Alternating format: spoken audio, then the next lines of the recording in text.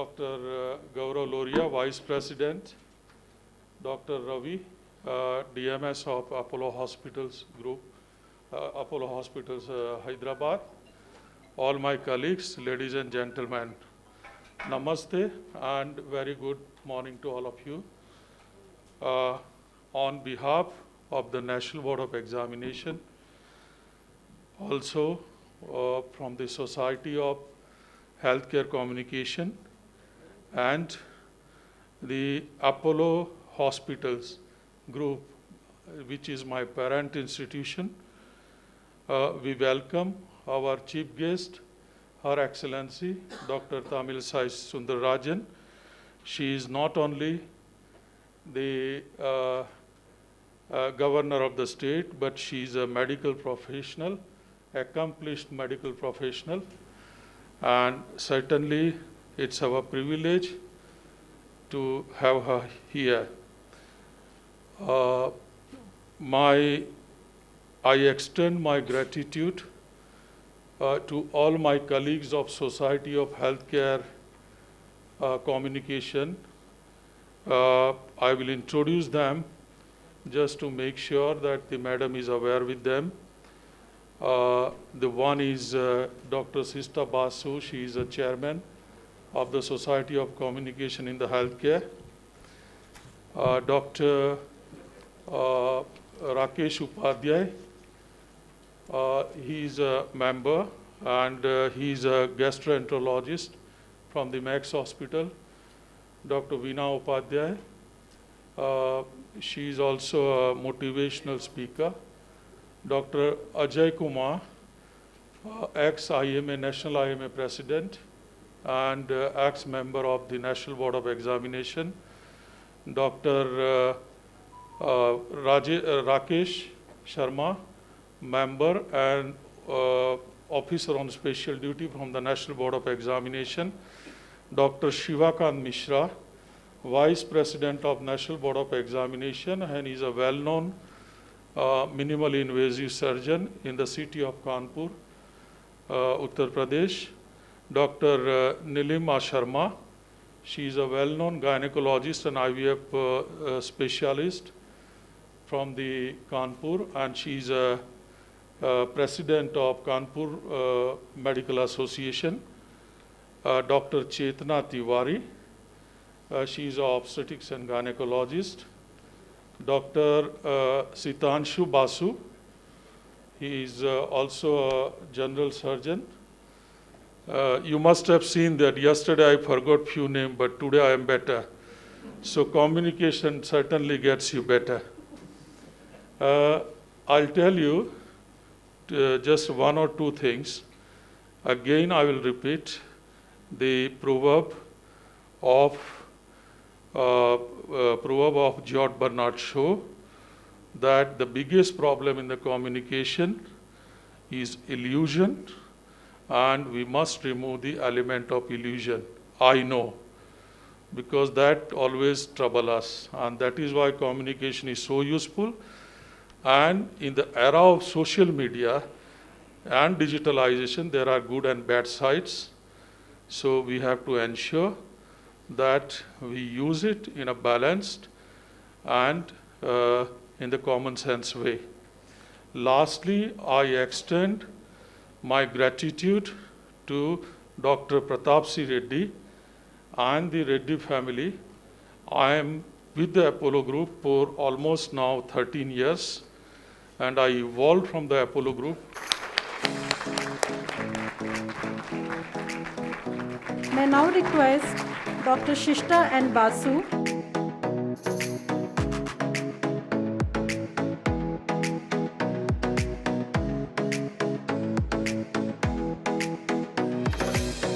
And in his deeds also. So I really appreciate his presence. And Dr. K. Hari Prasad, President Apollo Hospital Groups. Dr. Rakesh Sharma, OASD to President National Board of Examinations in Medical Sciences and Governing Body Member, Dr. Shista N. Basu. Appreciate the management of Apollo Hospitals in association with National Board of Examination for conducting this program on communication, which is the need of the hour. And I appreciate the National Board of Examinations, particularly under the dynamic leadership of Dr. Abhijit Seth, brought out several reforms in the last 5 years to partnership with various hospitals to conduct more such workshops under the Society for Development and Implementation of Professional Curriculum for Communication in Healthcare. Society for Development and Implementation of Professional Curriculum for Communication in Healthcare, in collaboration with National Board of Examination in Medical Science, have organized this workshop. As a doctor, I know how the communication is very important, and as WHO mentions that 8 to 38% of medical professionals at any point of their profession, they face physical violence and verbal violence. So particularly, and they say it is because of poor communication. And I can narrate one incident. When I was a medical student at Tanjavur Medical College, one patient was admitted with symptoms of myocardial infarction. And the whole team of medical specialists, particularly the intensivist, they tried hard and treat him, and he was out of danger.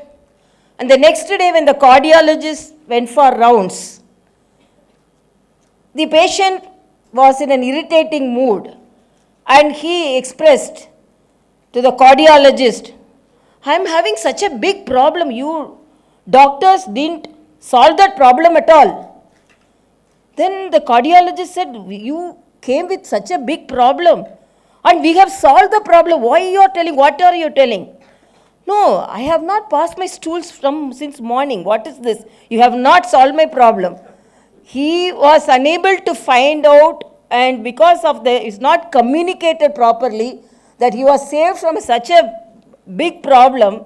He was thinking that not passing his constipation was the major problem which he was facing.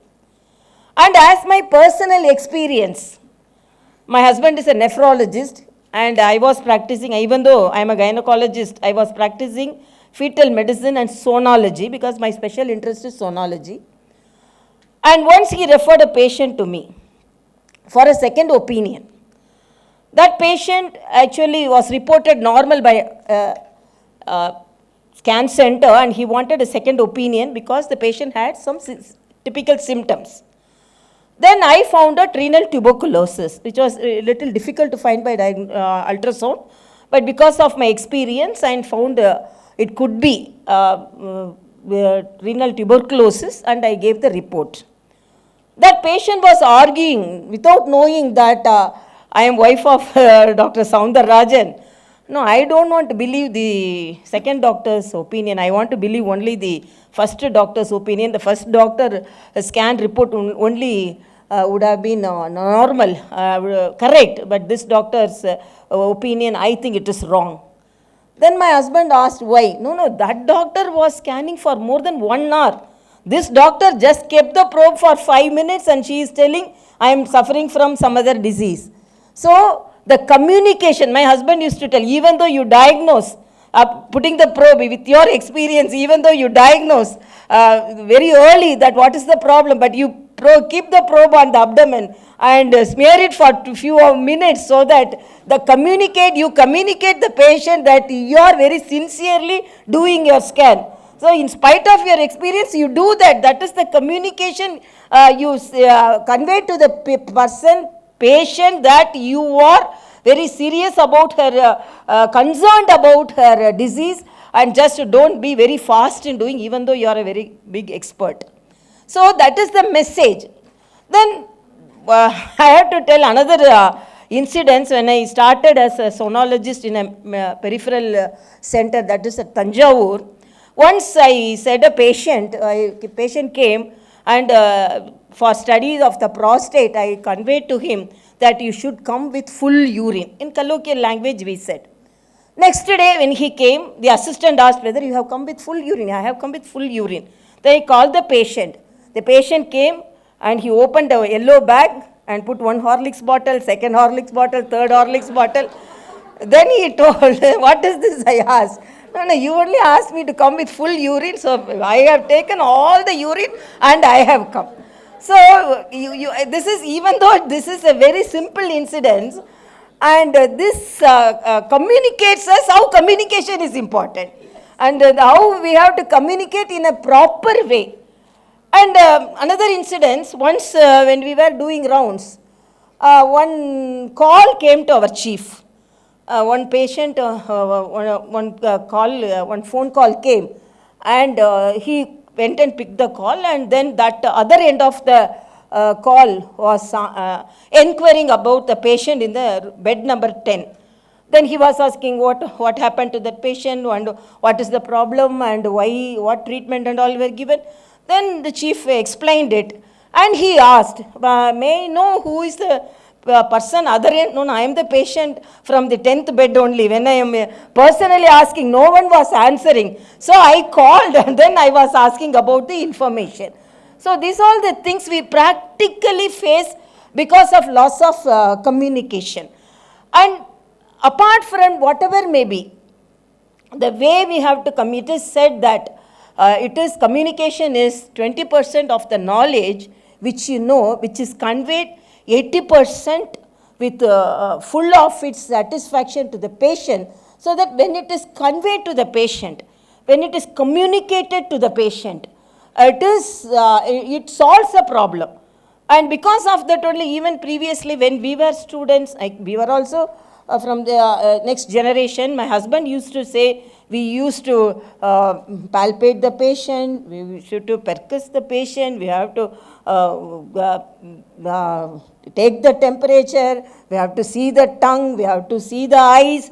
These are not only for diagnosis, to communicate the patient that we are completely examining the patient.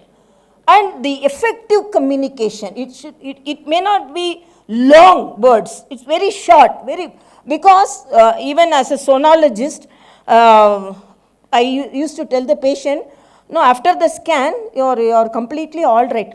No, doctor, when you were seeing this side, your eyes were very widened. And when you saw this side, you were frowning your head. So I thought, seeing your face, something is wrong in me, in my abdomen. So that also a communication. Communication need not be words. Our body language itself conveys some communication. So when seeing the patient, when hearing the message from the patient, symptoms from the patient, be like a mask face. You keep a mask face. That is one of my advice, because I show too much of expressions. Then the patient asking, no, when you were seeing my right side, you were widening your eyes. When you were seeing the left side, you were frowning your head. So what happened? Now you are telling nothing is in my abdomen, everything is normal. So are you hiding something, doctor? For that.